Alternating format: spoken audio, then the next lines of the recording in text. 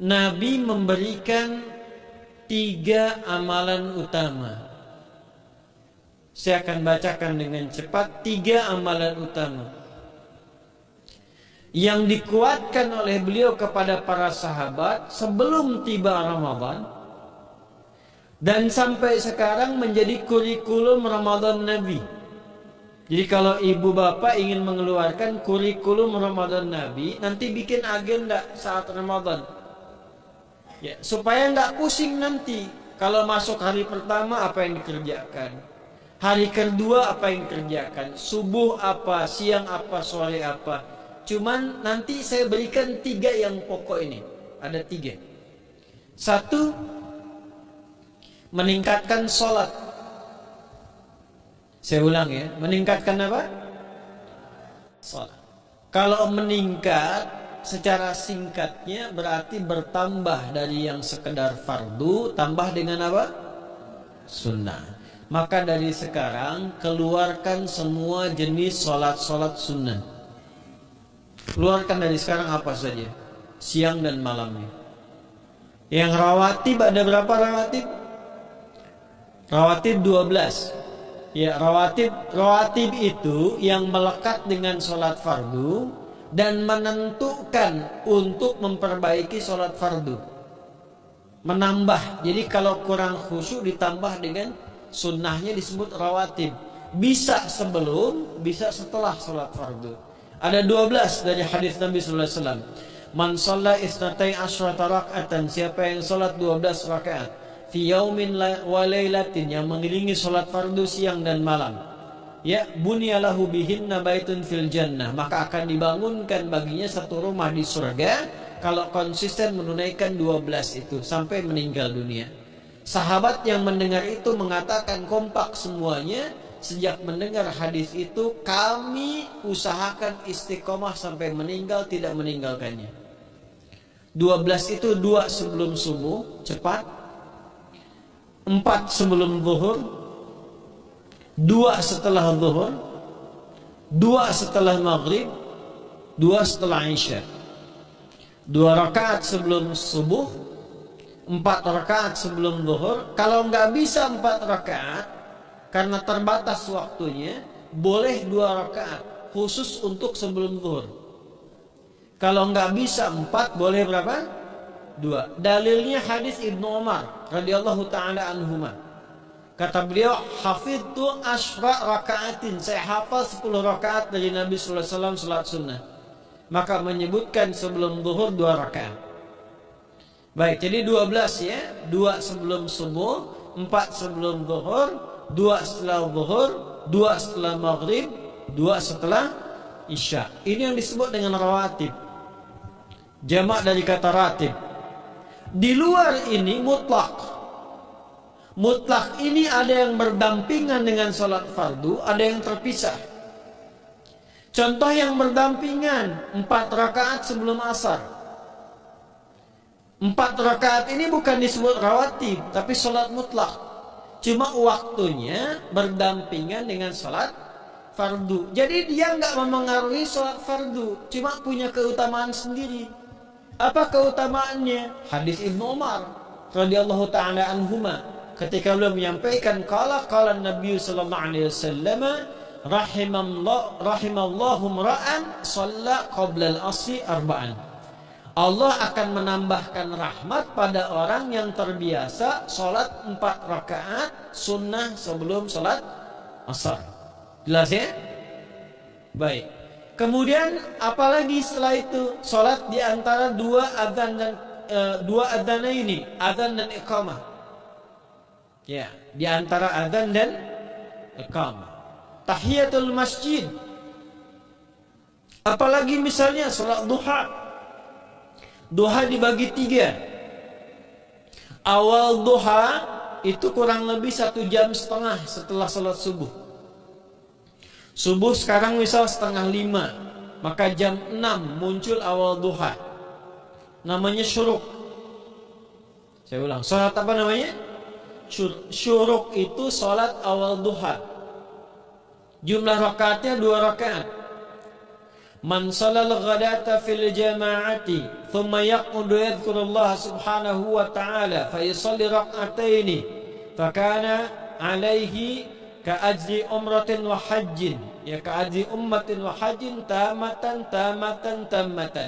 Siapa yang salat subuh 2 rakaat dengan berjamaah, ya, dan umumnya kalau berjamaah bisa ke masjid di masjid. Kalau tak mampu ke masjid, tunaikan di rumahnya. Setelah itu tidak beranjak dulu, dia duduk untuk berzikir kepada Allah. Zikir itu bisa baca Quran. Quran surah 15 ayat 9 itu Quran disebut dengan zikir. Quran surah 54 ayat 17, 22, 32, 40 itu Quran disebut dengan zikir. Bisa baca Quran, bisa berdoa. Doa disebut dengan zikir. Quran surah ke-7 ayat 205. Ya. Bisa dengan apa lagi? Bertafakur, ya, mengaji, ta'lim, itu disebut dengan zikir. Ali Imran ayat 190 191. Alladzina yadhkuruna Allaha qiyaman wa qu'udan wa 'ala junubihim wa yatafakkaruna fi khalqis samawati wal ard. Ya, disebut dengan zikir. Bisa bertasbih. Zikir pagi petang, kalimat-kalimat thayyibah ada itu di Quran surah ke-4 ayat 103. Jadi habis sholat subuh zikir dulu.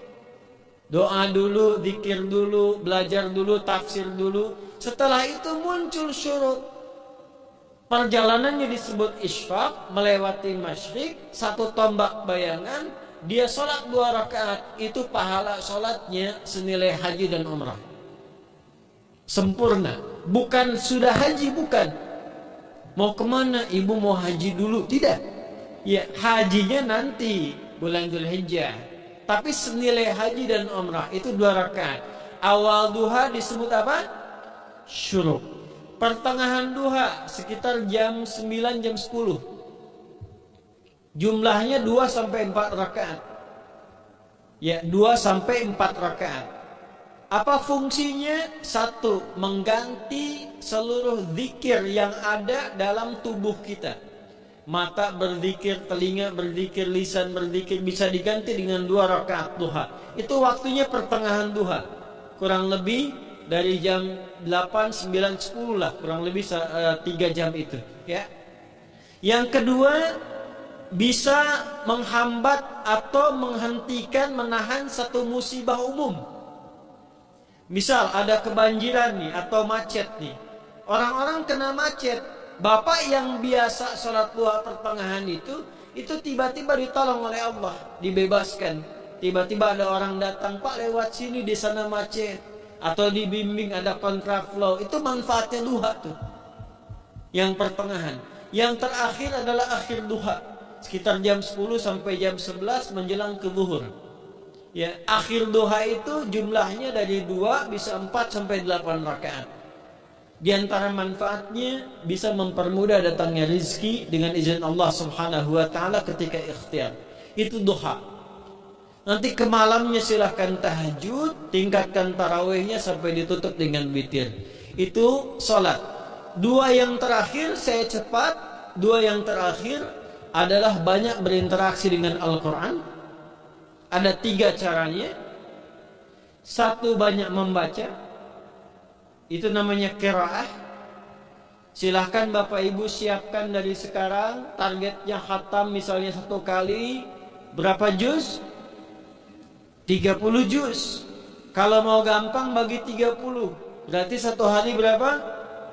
1 juz. Paling gampang lagi supaya nggak capek ngajinya. Supaya nggak capek. Bagi 1 juz 5 waktu sholat.